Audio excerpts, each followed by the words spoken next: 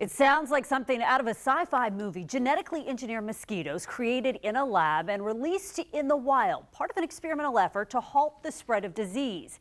And these biohacked bugs could be followed by billions more.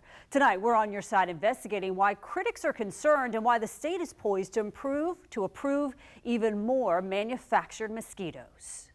The common name of Aedes aegypti is the yellow fever mosquito. They kill more humans than any other creature on Earth, but mosquitoes and the illnesses they spread may have met their match. Aedes aegypti is the most important global vector of dengue, which is a devastating virus, chikungunya, and Zika virus. Since 2021, UK-based biotech company Oxitec has released millions of genetically modified male Aedes aegypti mosquitoes in the Florida Keys. And the EPA has approved the release of 2.4 billion more in Monroe County and California under an experimental use permit. The lab-created male bugs carry a self-limiting gene, which is intended to kill biting females before they mature. It's kind of a just add water scenario. Chad Huff with the Florida Keys Mosquito Control District says the hope is that males pass the gene to enough females to decimate the population. The male mosquitoes, they don't bite. They never take a blood meal from a human at all. They survive on nectar. They don't even have the mouth parts that make it able to take blood. He says technicians take the GMO eggs to the property of willing participants, and Mother Nature does the rest. We have a waiting list. We have people that want to have them on their property, that they see the merit in this and are excited to be on the cutting edge of a technique that in a few years could be everywhere. Oxitec says its mosquitoes are safe, and the EPA determined there is no risk to people, animals, or the environment. They're non-toxic, they're non-allergenic.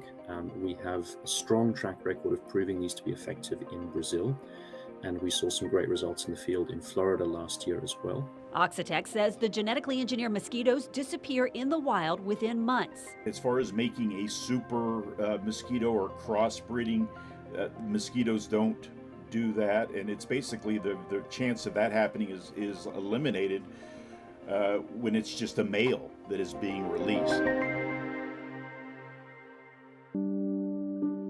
But the program has some worried. We are just shocked that they were able to do this. Ed Russo, president of the Florida Keys Environmental Coalition, has lived in the Keys for more than 20 years. He says his biggest fear is the unintended consequences. When they release these things, what do you think is going to eat these mosquitoes? Dragonflies and fish, endangered species. Russo wants the state of Florida to demand independent research, something he says federal regulators have failed to do.